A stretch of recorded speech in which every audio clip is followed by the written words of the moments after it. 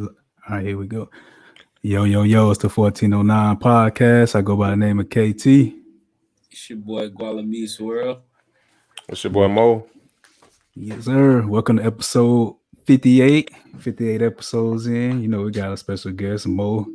Go ahead and go introduce yourself a little more, good sir. For listeners out there. Well, I'm Mo. Everybody call me Mo. I'm a real estate investor, barber, entrepreneur. Okay, yes, sir. We're gonna get into a whole lot of that on this episode. It's gonna be full of a lot of gems. So if you're watching live or if you're listening, make sure you have your pen and paper because you're definitely about to learn a few things, or a lot of things, I should say. All right, we got our intro out the way. One thing we do on the shot, one thing we do on the show, we take shots. So you don't have to do it. There's no peer pressure or nothing, but the host, we started off with a shot. But feel free to join in if you like.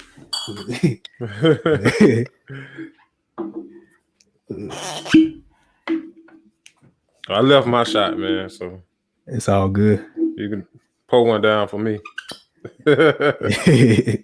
Already know. Tequila. I'm on the brown. You ready, bro? Yeah.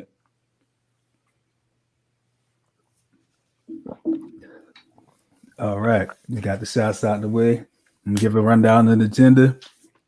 So we're gonna have Mo, also known as Beyond the Clippers. He's gonna be on here discussing real estate investment and business credit, and among other things. And then we'll get into our question of the day, song of the day, and this or that, and we'll close that thing on now. All right, Mo, Beyond the Clippers. What do you want us to call you here on tonight? Call me Mo. That's my name. All right, Mo. All right, what was your main motivation in getting into the real estate investment? Man, so I tell people all the time, like my first touch of real estate was when I was cutting hair at the time, and I was in college, and there was a lady by the name of Miss Deborah Brown, and she used to come into the barbershop all the time. And she was always, just telling me, hey, I want you to go get your real estate license. I want you to go get your real estate license.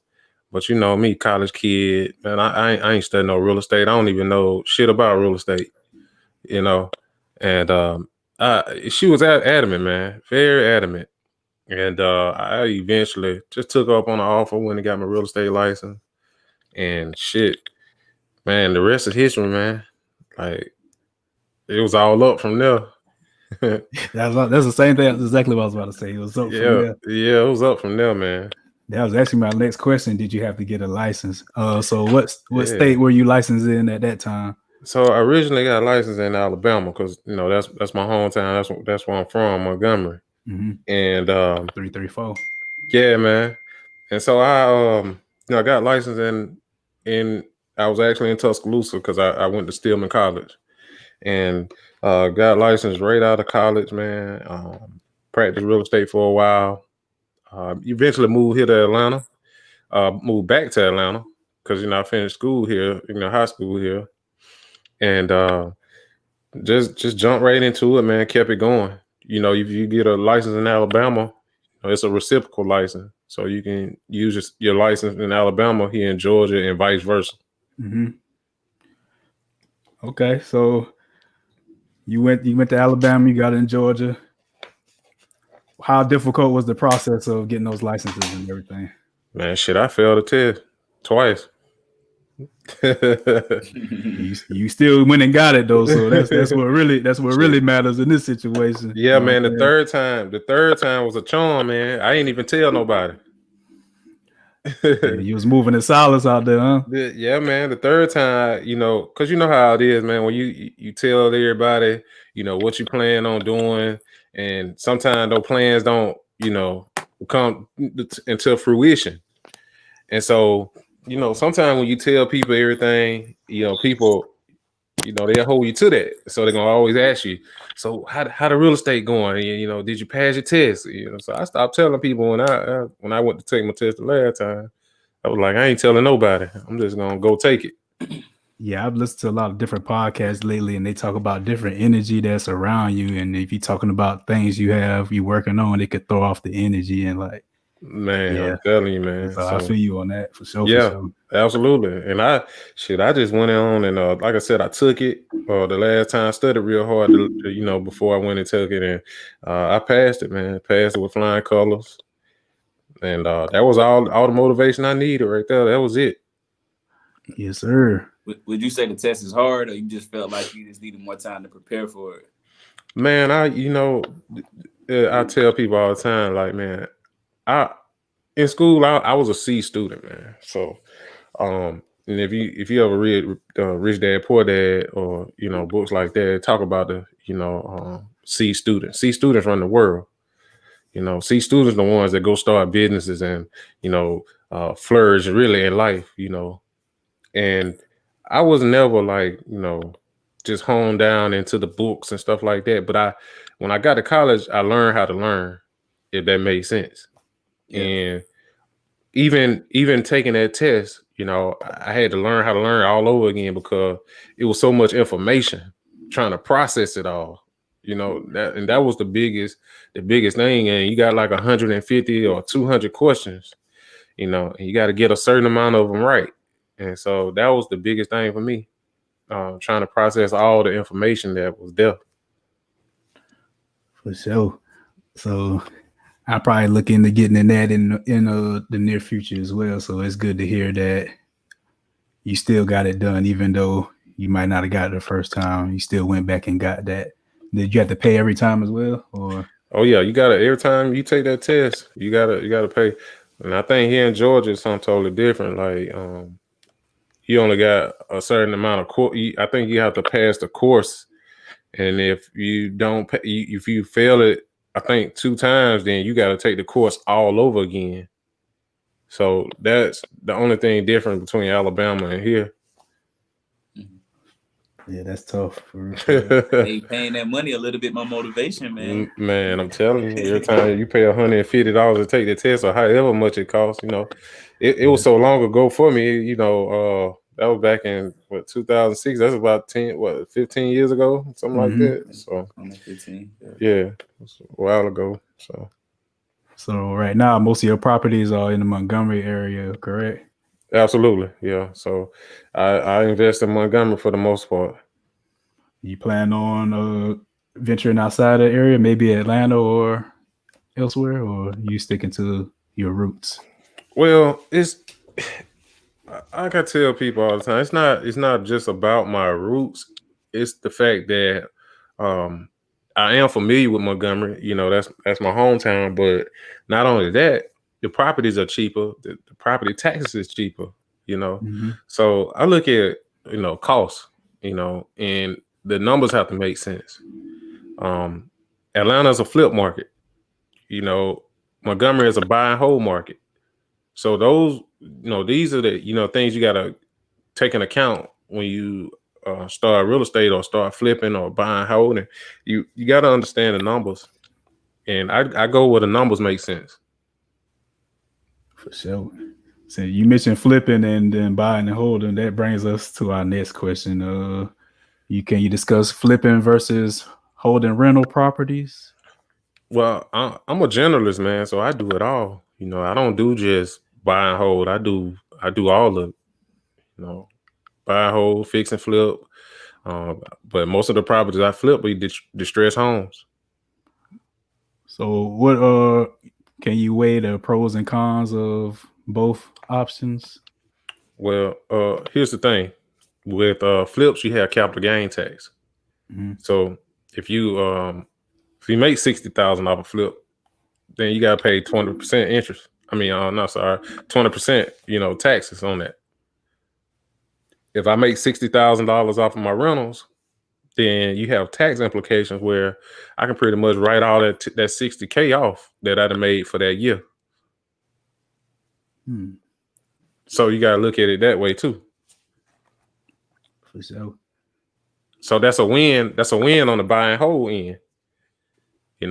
But if you are one of those people that don't want to, some people say, oh, I don't like tenants. I don't want to deal with tenants. It's a headache. Well, then I ask people all the time, well, then what systems do you have in place? It's a headache to you, but it's not a headache to me.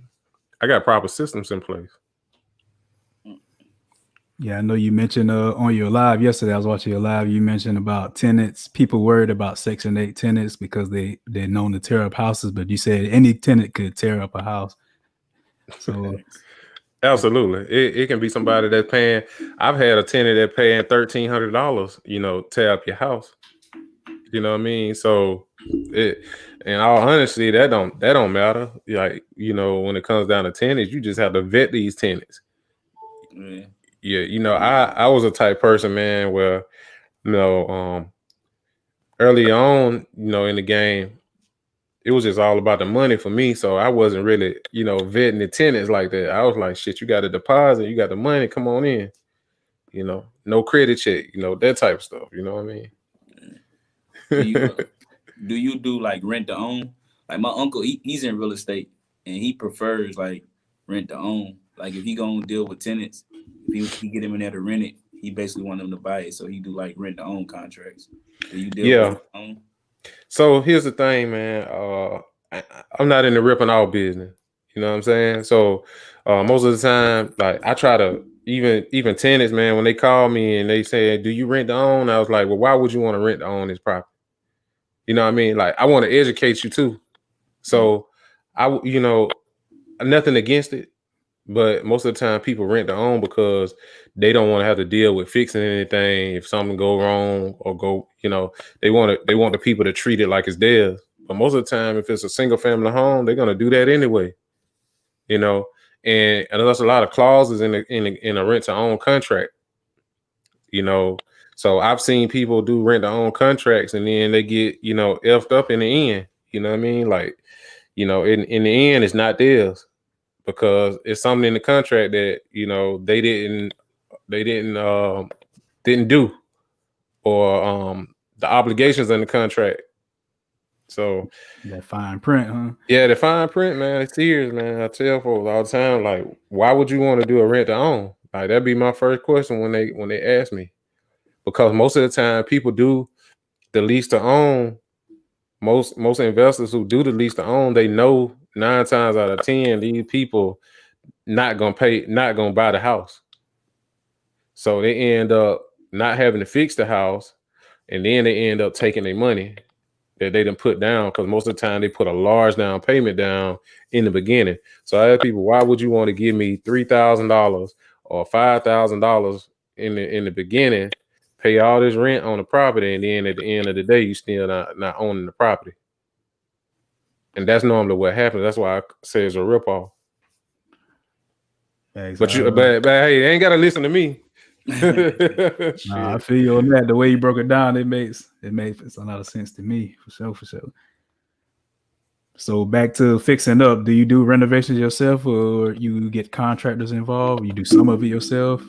Man, I used to be hands-on. Like I'm still hands-on, but to grow your business, you got to delegate. So I had to, delegate to contractors and things of that nature. So now, like, I don't get my hands dirty like I used to. But my first ones, I did for sure. So would you starting off doing it on your own? You got a pretty good estimate of what's the cost gonna be, and not getting ripped off by these contractors and everything, correct? Yep, same situation now. Like sweat equity. That's what it's called. It's called sweat equity, man. When you go in there and you put a little work in yourself, then exactly what it'll take to actually, rent out a property. Mm-hmm. Yeah, I was on YouTube. Yeah, shout out to your YouTube channel as well, Beyond the Clippers. Make sure y'all like and subscribe. Beyond the Clippers on YouTube. It's a lot of good information on that, for real. A lot of gems. Yeah, appreciate that, man. I'm telling you, like y'all got to go on there. I'm telling you. Yeah, I got more content coming, man. We're working on some good stuff for 2021. So we already trying to work on the content, get that stuff ready, and ready to push it out. So 21 gonna be even better, man. Yeah, man. That was I was telling KT we met in Atlanta. I was like, man, we got to get him on, bro. He was in there dropping knowledge, man. Like, knowledge, man. Yeah, Yeah, then appreciate it, man. I watched like one live. I was like, yeah. I didn't doubt it at all, but I watched that live. Like, yeah, we gotta go ahead and do it sooner than later, so before price of the brick go up. As we say, the price of the brick go up. yeah. I mean, that's normally how it go, man. You know, like you grow. You don't expect to stay in the same place, and you know, neither should you. Even on your platform, you should, you know, expect to grow your platform and be to the point where people are paying you to come on to your show. You know, that type of thing. You know. Yeah. I agree 100%. So with delegating, you know what I'm saying, you picking the contractors, how do you know what I'm saying, go about choosing? How do you vet the contractors to come in? Is it people that you already in business with, you already know, or you do like research to look out for other people? Yeah, man. So I normally use the same crew that I've always used, you know. So that's why I tell people I always vet your contractors, because you know contractors will run off with your money, and you want to make sure that they're licensed. Not only licensed, you know, actually, you know, get some more referrals from other people, because you got licensed contractors that'll rip you off as well. So you want to make sure all these people are licensed, from your plumber to your electrical guys to your GC, your general contractors. For sure. I saw that you got a triplex you're working on, and you were talking about making the upper level Airbnb. How do you feel about turning these rental properties into Airbnbs? Man, that's the lick, man. That's man, like it, you know, Airbnb done changed the game for as real estate goes, man. Like if you got a property at this point and it's in a decent area, I mean, you talking about I got a partner, man. He ran out Airbnb and he makes about $3,000 a week, you know, off of that property, just that one property. So that's why I tell people all the time, you know, it's not about how many properties you have, you know, it's about maximizing with those properties that you have. Yeah, 3,000 a week. He's the house is getting paid for probably within the first year. Man, come on, man. So like, you know, the thing is, like with my triplex, I plan, you know, it's right by the colleges, you know, Alabama State is right by the hospital. So, you know, I plan on making it like some type of, I got this vision of some type of upper echelon, you know, like, hey, this gonna be like that. This like the Airbnb of Montgomery, you know, like in my mind, like when I finish with it, you know, that's what I plan on doing, you know. Like I plan on making that property like real life, upper echelon, landscape real nice, outside look good, to like, you know, it's one of those homes where people ride by taking pictures, you know, that type of thing. Yeah. So, you know, that's the plan for it. And I'm gonna do it. And I'm gonna do it on my own time frame. For sure. I see the potential in that property for sure, because it's definitely a lot of square footage. You said like 1,000 square feet in each unit. You said? Absolutely. So it's definitely that a lot of space and opportunity in that. Yeah, absolutely. Definitely is. So we got a question from one of our live viewers. He's saying, what's the process for turning a property into an Airbnb? Would you like to discuss further on that? Yeah, so I mean, honestly, it'll be my first time, but it's nothing but more or less of making it feel like home. So if I've been to an Airbnb that actually looks just like my place, and that's when I went to that Airbnb. I was like, man, you know, I can do my joint just like this. I got the whole idea from the top unit from the Airbnb that I lived in, you know, out of state. That I stayed in out of state on a vacation. So it's more just making it feel like home, and you know, making it look good, making it feel comfortable, you know, and that's the plan. Okay. I got a question, personal question. Well, not really personal, but just something that went along with the show. We was talking about you contracting, and you talking about making this your other property like extravagant. Do you contract interior designers? So normally, man, I come up with all that myself. You know, like that's a part of it that I love to do. You know, I love to, you know, between me and my fiance, like we gonna make that thing nice. You know what I'm saying? So like me and her, we're a team. So yeah, man. So we the interior, the designers, man. Yeah. I Look, was just asking. We had a hat, my cozy place by Hat on here. She does like interior and exterior designs. So I was just wondering if you contracted out or you thought about it, or if you had somebody in mind. You know, Yeah, whisper her name in your ear. You know what I mean? yeah, I hear you. I hear you. But see, that's the part that you know I'm able to do now because, like I said, that's part of the delegating. You know what I'm saying? Like I can tell the contractors, all right, listen, this is what I want to do. This is what this is the plan. So I in my mind, like if you go like in the triplex that I have, I don't know if you watched the video, but I showed where like we cut a hole, like we cut a window to where you can see inside the kitchen. Now you couldn't see inside the kitchen when we first bought it. You get what I'm saying? So that's the stuff that I love, and that was an idea in my mind. You get what I mean? mm-hmm. Yeah. Yeah, I misunderstood that part of the video again. I thought you was cutting that whole wall out to make it like open, but he's putting up. I got you. I wanted to, but that was a beam supporting the whole structure. Okay. Yeah, so I couldn't. So I still wanted to, open it up a little bit so it can feel like more of an open space. I got you. Yeah, so that's another thing too. Like some stuff, you just can't go cutting and knocking walls down because it may be supporting the structure of the house.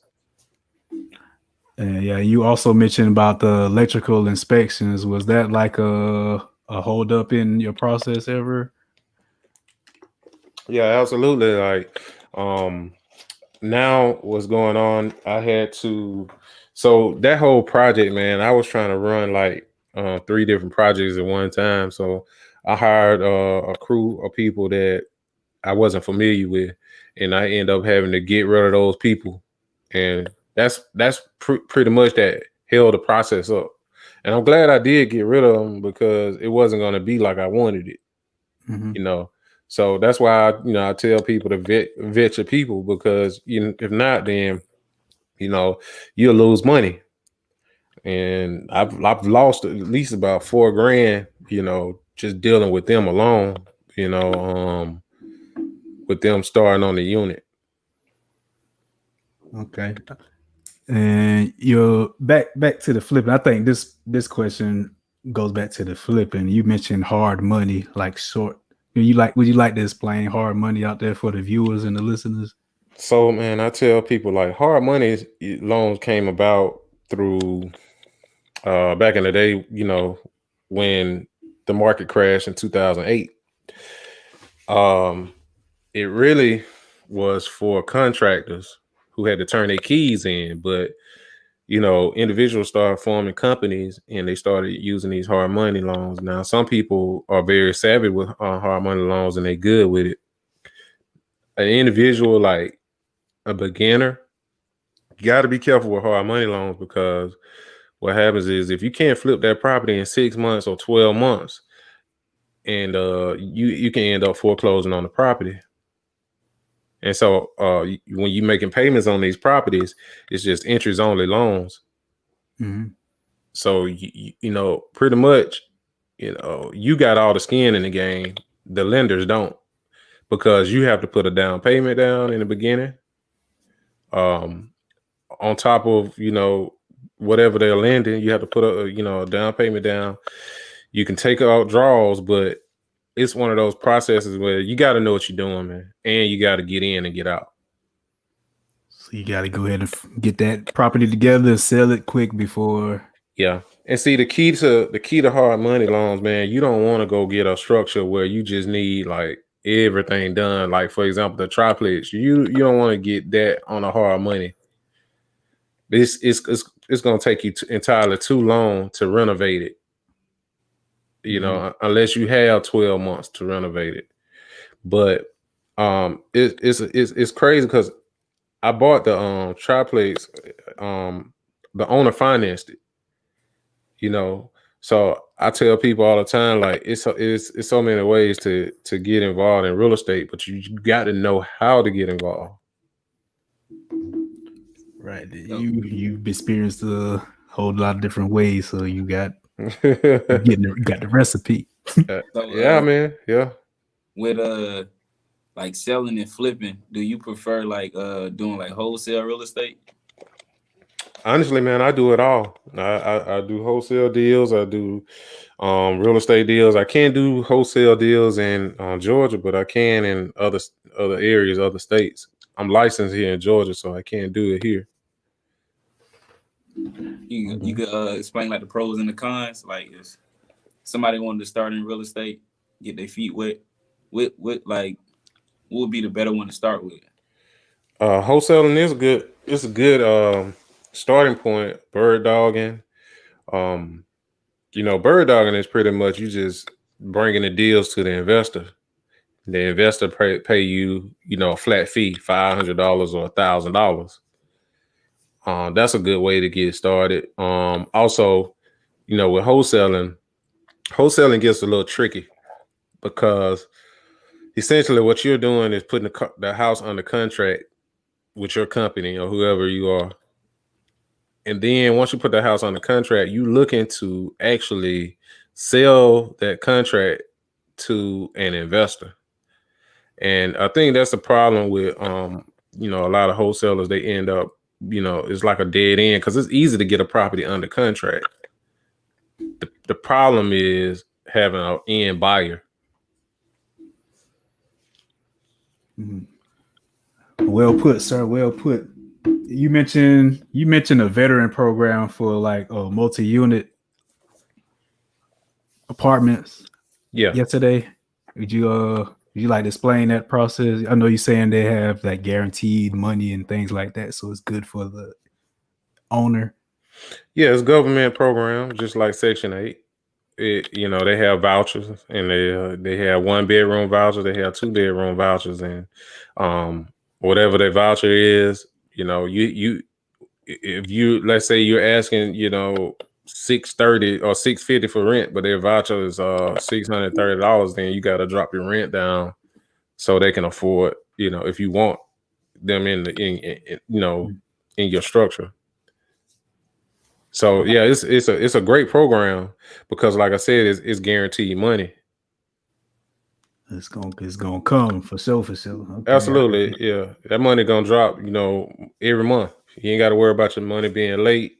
And for people who have like mortgages and stuff like that, that's what I recommend or encourage. If you have mortgages, then you will probably want some type of government assistance program in there. Yeah, I was just getting ready to ask like how important, you know what I'm saying, is it for real estates to look for programs like that? Yeah, man. It's like I said, if you have a mortgage, then it's very important. If I don't have mortgages on a lot of my properties, so a lot of my properties I don't have government assistance. I just rent out to average hardworking people. Right.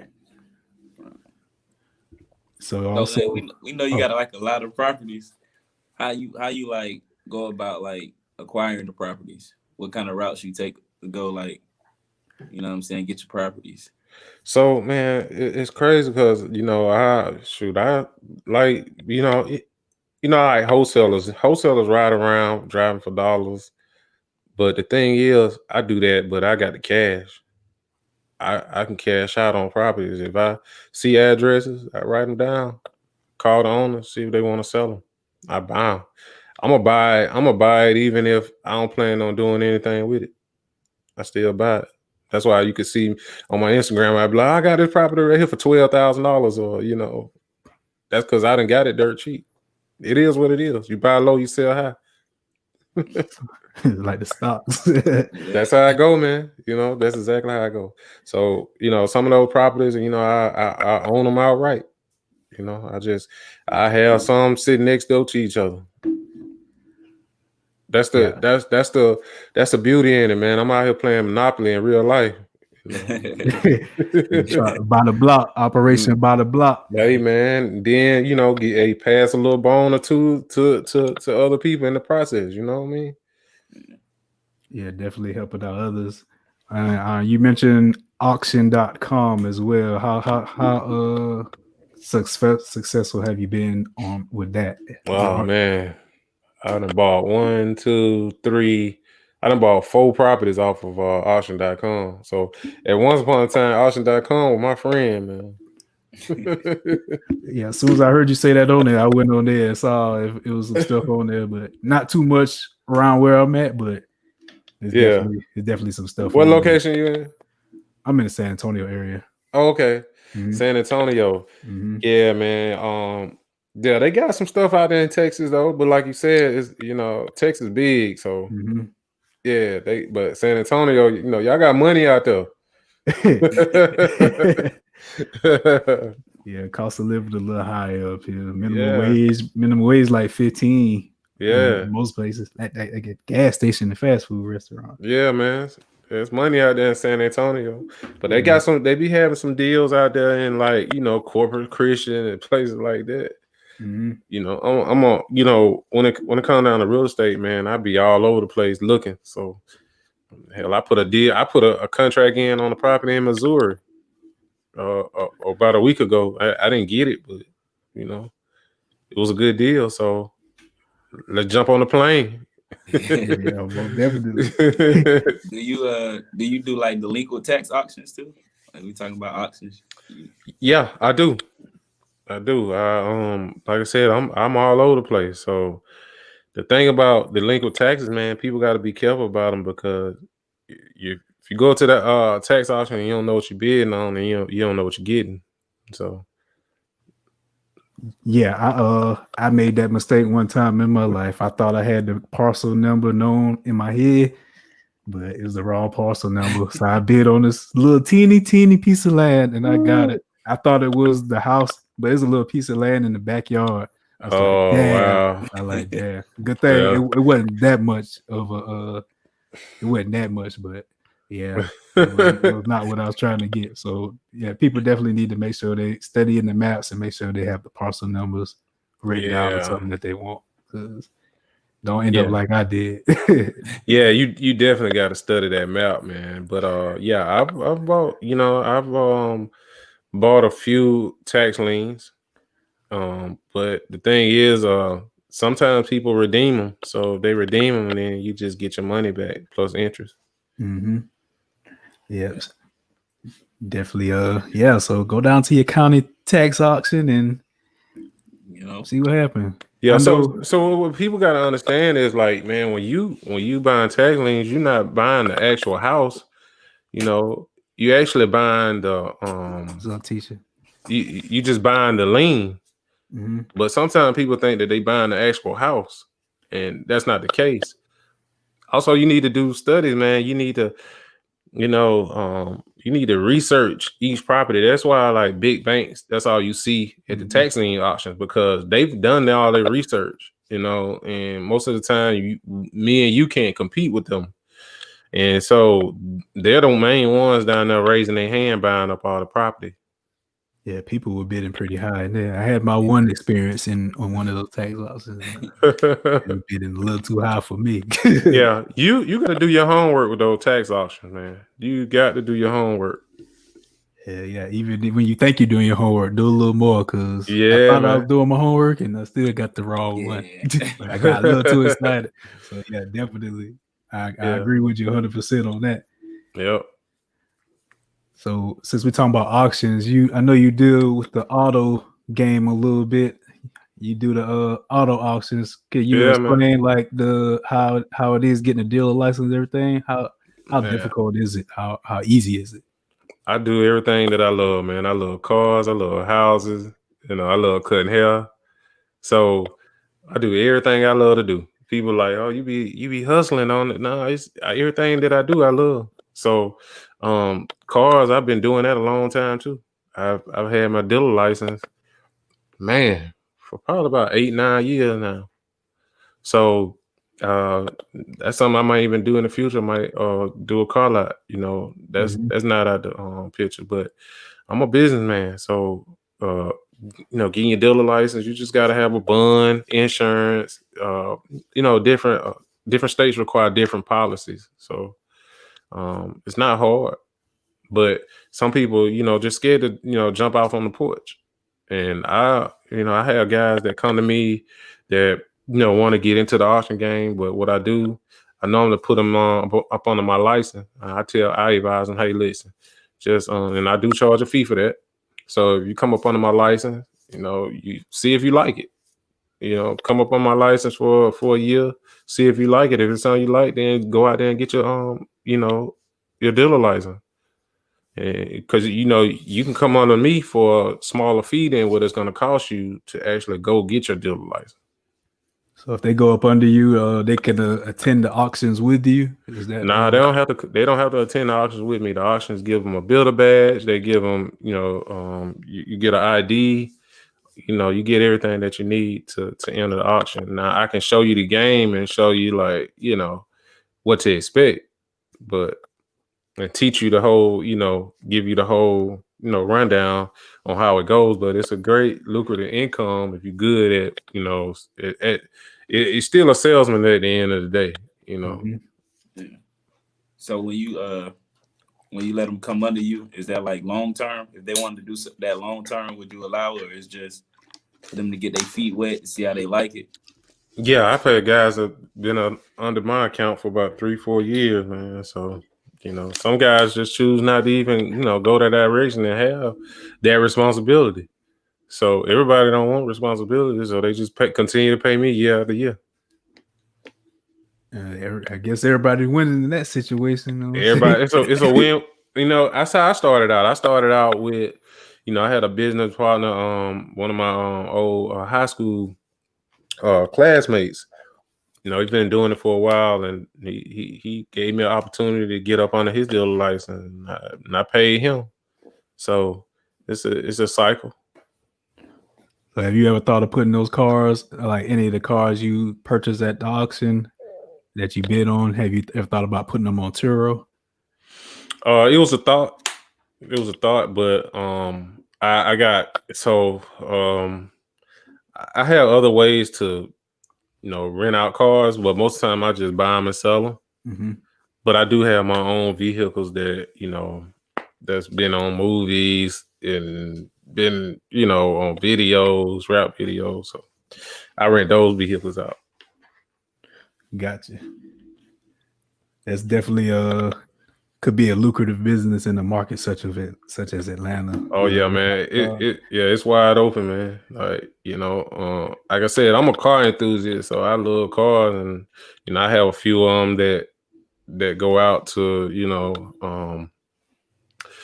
different platforms to, artists and rappers and movies and stuff like that.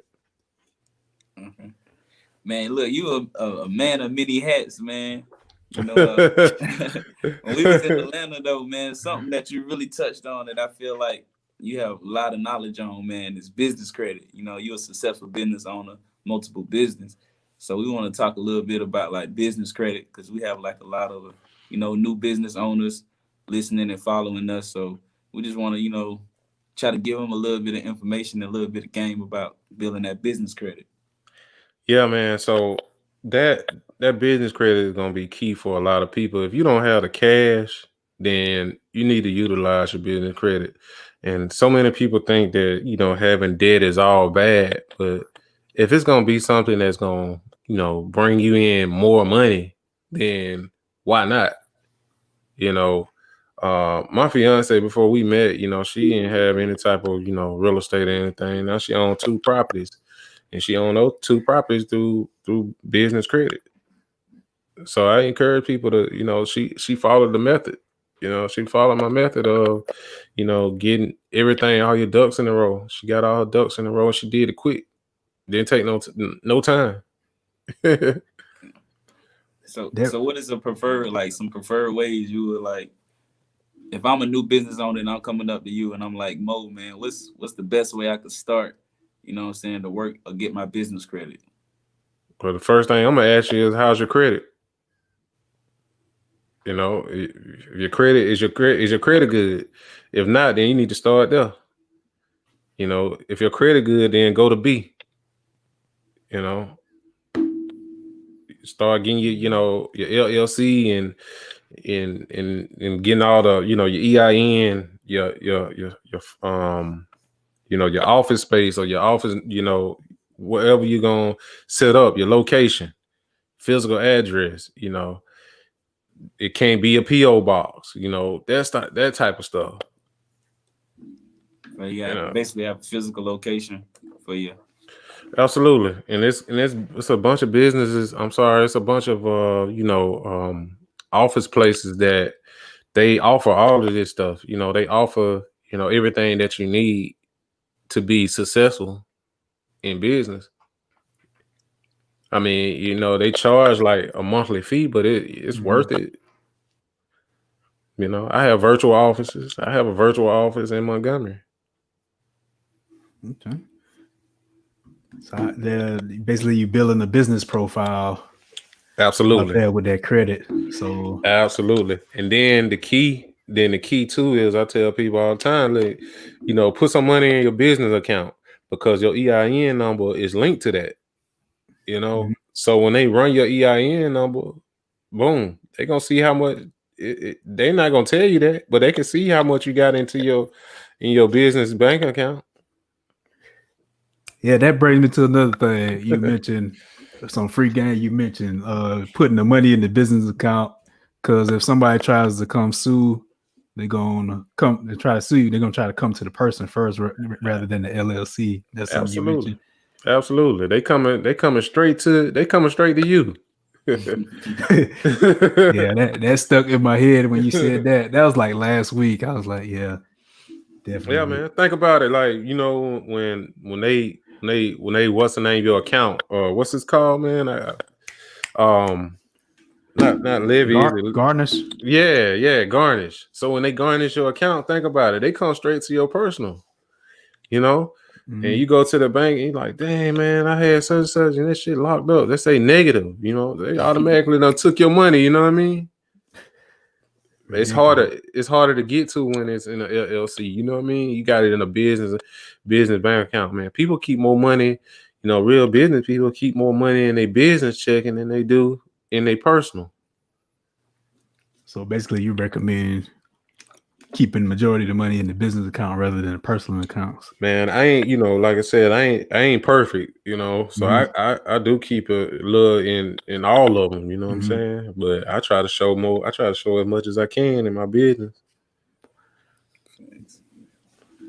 All right, so with starting like the business credit and building the business profile, would you recommend start taking business loans first?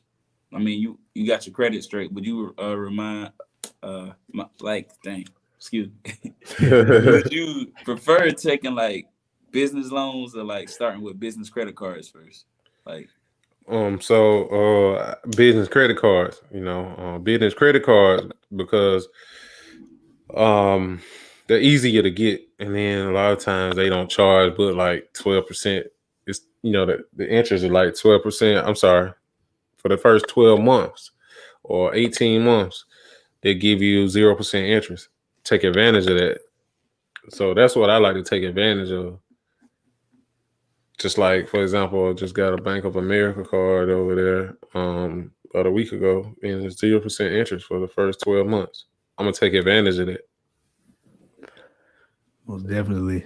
So basically, were you already dealing with this bank, or that was your first time dealing with that? First time dealing with that bank. Don't have an account with them. None of that. Okay, they didn't ask to see no W-2s. They didn't ask to see nothing. Like, apparently, they just went strictly off of my credit score.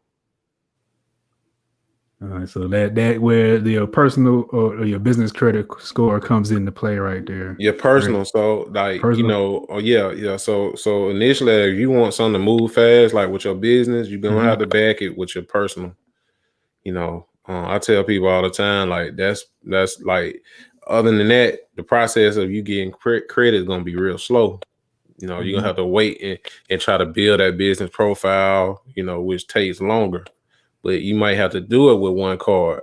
It may start with that one card, but then after that, you build that business credit up, then you may not have to use your social no more. You get what I'm saying? Because now you got a report with Dunn and Bradstreet because they the ones that does the reporting. Right. Get your Dunn's number. Mm-hmm. Gotcha. Yeah, we had a guest on here. She put us on game with the Dunn's number. Yeah. So you bringing it up makes it even more legitimate. Yeah. And see, man, we gotta stop thinking that, you know, everything is a scam too. You know what I mean? Like everybody out here who thinks shit a scam, man, that's why they losing. You know what I'm saying? Like you losing because you think everything a scam and people trying to beat you. But in actuality, you know, you can't move forward because of your thinking. And so your mindset gotta change and people gotta you know, really, you know, open up and be, you know, open up the horizon a little bit. Yeah, man. I think you said something along those lines. A saying you said when I was in Atlanta. He's like, most people too smart to start. Man, right? Like, yeah, facts in that, actual facts, man. Yeah, I think a lot of times people put too much emphasis on starting. You know what I mean? Yeah. Like just do it, man. Because you know, at the end of the day, hell, we were born with nothing. You know, when you came out your womb, you ain't had clothes on, nothing. So, you know, just jump out there and do it. You know, and I think that's what separate the men from the boys. You know, most definitely. So I know you got some products and things like that you promote. Would you like to share any of that and sharing your products out there? Oh, so yeah, man. I offer project management. You know, I offer consultations, like consultations, one-on-one coaching, and that's where I, you know, we dive in and anything that you want to, you know, learn from me. You know, we do that for an hour. You know, and we can dive in on anything that you want to talk about for as real estate, anything you want to learn. I can teach you. I have a presentation that I do for beginners in real estate. So yeah, man, we wide open. I got, you know, several different services I offer. I'm also working on my courses. I'll be offering training next year, 2021. So you are getting it from all angles for sure. You got the property locator service as well, don't you? Yeah, absolutely. So I can locate your property too. So if it's something that you want to do, anything dealing with real estate, man, I get it done, man. Matter of fact, I had a guy out of Philly. He hit me up. Didn't know me, just random, and we put a property together for him, man, just like that. That's love right there for sure. Yeah. Hey man, they say a smart man found 1,000,000 ways to make $1. Not $1 million, man. Man, and I tell you, man, it's you know, the thing is, man, it's gonna get tougher. So, you know, we gotta keep it going. You know, we don't keep it going, that dollar, you know, if you got $100,000, you better put it to work. Because if you don't, you know, 2 years from now, that 100,000 ain't gonna be the same. You know, and the thing is, I tell people all the time, like, it's one of those things where, man, you know, the next 5 to 10 years, man, it's not gonna be, you know, a middle class, man. It's gonna be the have and have nots out here, and I ain't trying to be a part of the have nots. Facts. Yeah, I'm not either. I know GualaMeetsWorld ain't trying to be part of the have nots either. Yeah, definitely man. not. Yeah, I mean, it's serious out here, man. So we got to understand, you know, how, you know, we got to understand how money work. We got to understand how, you know, how finances work as well. And so that's why, you know, I created Beyond the Clippers, man, because I really want to show anybody that want to come along, man, they can come. You know, I ain't begging nobody though. You know what I mean? But if they want to come. Yeah. For sure. Okay. I don't know how much time you got, but we I guess if any listeners have any questions, any viewers, feel free to do that now. But we have another segment when we get into the question of the day. You know what I'm saying? GualaMeetsWorld, you had a question of the day. Currently. Question of the day. me think, man. I'll take a water. I'm gonna get me a little water while you pondering on that question. I usually have them, man. Shoot them off. All right, man. We'll ask this question right here. We usually ask all business owners anyway, but it's just a question of the day for you, Mo. You can answer it. What's the biggest difference being self-sufficient? You know what I'm saying, versus depending on major corporations to make that bank. Man, so my last job I ever worked, I was like 19, man, and I was stocking shelves at a food or a grocery store. And I think what happened was the manager of the store ended up saying something to me anyway. Long story short, I told him, listen, man, you can have this whole aisle. you put the, you know what I'm saying, you put that shit up on the shelf. You know what I'm saying? And that was it for me, man. That was it. I went in cutting hair full time, and I put my foot to the ground and said, look, I got this skill, and I'm a cut, and I made the best of it. So I think that helped make me more self-sufficient. And I was in college at the time and still had stuff to pay for, kid. So a lot of that, put me in a better situation, for as where I'm at now. Gotcha. KT?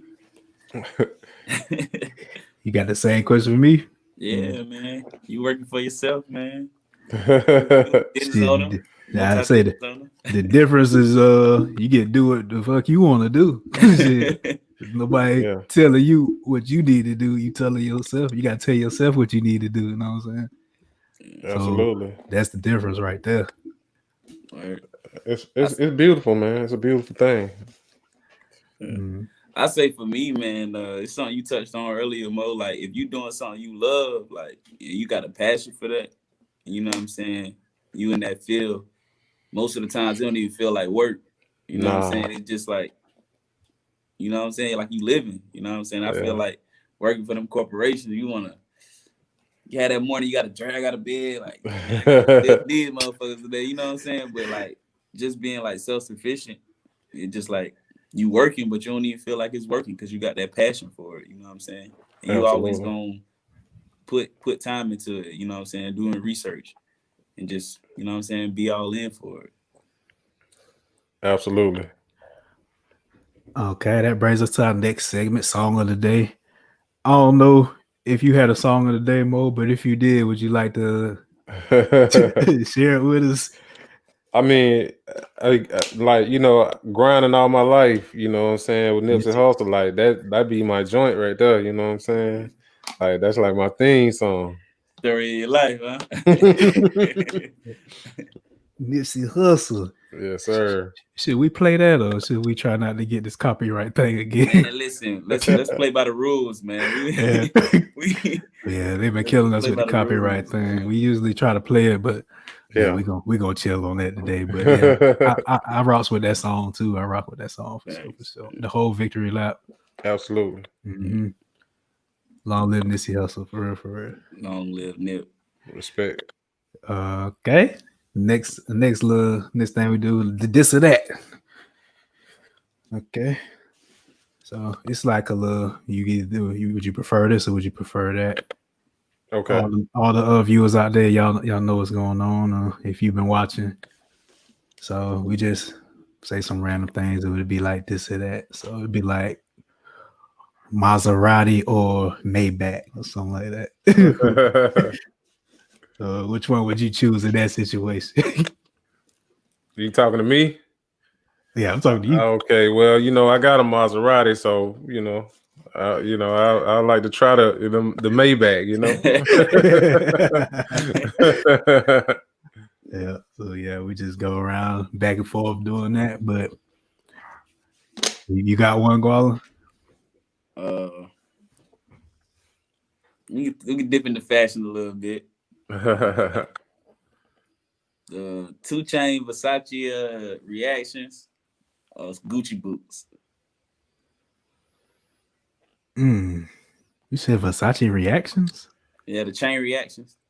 I don't even know what they look like, but Man, it's like the most popular Versace shoe now. The I have joints to two look it up. chain. The Oh, Gucci boots probably ugly though, so I'm gonna go with the Versace. For sure. I don't know. I think I rock them Gucci boots, man. Okay. All right, let me think. I'm asking a real estate question here. Would you go with a complex of townhouses for yourself or a complex of straight 1-bedroom apartments? That's a good question, man. But I probably have to say the 1-bedroom apartments. 1-bedroom apartments. Yeah. You have a motivation behind that or a reasoning or With townhouses, man, you just don't know. You might have HOAs, so just stay away from that. got you. Yeah. All right, we can keep going with the real estate. You rather have property by like the beach or the water, or like a city property? Man, the beach or the water, man. Like that's the next move. Yeah. Yeah, man. Like Tybee Island or something. Man, I ain't gonna lie. I've been looking at Puerto Rico. Yeah, when this pandemic over, it's gonna happen, man. Like that's what we hustling for. Yeah, I'm grinding. We ain't just grinding just to be grinding. Ooh, that brought me to another to that. Since you mentioned pandemic, vaccine or no vaccine? Are you for the vaccine or against it? Nah, man, I ain't taking no vaccine, man. I They ain't feel doing no Tuskegee experiment on me, man. Hey, I'm trying to tell you. Yeah. Hey, check back in 2 years, man. Hopefully it's over with soon. They pushing that agenda real hard lately. I'm telling you. Pushing it ain't the word, man. That's like top on the list. Like I said I think the last episode, I think it's gonna be like a requirement to fly somewhere. You got to show that paperwork, man. Yeah, they controlling us. That's how they gonna get you. That's how they gonna get all of us. That it's gonna be required. Mm-hmm. They gonna it's man. The government control is something so subtle, man, that we don't even realize. They start with taking little freedoms away. Yeah. Like, you know what I'm saying? Something like as far as wearing the mask, that ain't constitutional. You know what I'm saying? But people doing it. And it's like, we can get away with this. What else can we get away with? You feel me? So they know what they can get away with at this point. Yeah. I tell people all the time, man, stay vigilant, man. Stay vigilant out here. Yeah. Most definitely. All right, Mo, you had anything else you want to put out for the listeners, anything before we wrap this thing up? I know it's getting late over there on y'all side of the country. Yeah, man, I'm getting sleepy, man. I gotta get my Z's in, but I really appreciate you having me on your platform, man. Y'all keep going. Don't stop, man. Just keep God first, bro. Yes, sir. We appreciate you coming through for sure. Yeah, absolutely. Man. I'm looking to tap into another one of the sessions in Atlanta, man. Okay, cool, man. We try to do it monthly, so I'm gonna look to tap in. Yeah, absolutely. Most definitely. Yeah, this networking has been beautiful for us and everyone else around us. I'm telling you. Yeah, that's what it's all about, man. I tell people all the time, man, create relationships, man. Sometimes people, be trying to work, grind, but a lot of times, man, those relationships gonna be key, and having valuable people in your life. You gotta move with a purpose, and you gotta have people around you with purpose, for you to be able to evolve. It's kind of hard to evolve by yourself. So many people want to do stuff by themselves alone, but you can't evolve and be the person that you really want to be until you start involving other people. Teamwork make the dream work. Absolutely. Mm-hmm. Yeah, shout out to Shayna from Girl Boss Sweets. That's how we ended up all together right now. For sure. Yeah, Shayna, good people, man. Hard work. Oh yeah, most definitely. We see the hustle. Absolutely. You can follow Mo on Instagram, Beyond the Clippers. Your YouTube channel is Beyond the Clippers as well, right? And you have the podcast. Absolutely. Yeah. Podcast. Everything Beyond the Clippers on social media. Yeah, so make sure y'all check out that podcast. Go ahead and download that thing on subscribe on Apple Podcast, subscribe on YouTube, like and subscribe to get them algorithms up, like you said on your Yeah. video. Make sure you get that. And then you know where you can find us at 1409, Instagram 1409 Podcast, YouTube, Twitter, all that 1409 Podcast. We're actually live on Twitter, YouTube, and Facebook right now. So make sure you connecting with us in all those platforms as well as Instagram. And you know our podcast audio is available on Apple Podcasts, Spotify, iHeartRadio, Google Podcasts. What I miss? Nobody grinds like us. Nobody grinds like us network, black owned network, know what I'm saying? We all out there. So, and then you can follow my personal page on Instagram at 843 Ambassador. Follow my personal page at GualaMeetsWorld on IG. Yes, sir. All right, it's the 1409 podcast, and we out. Peace.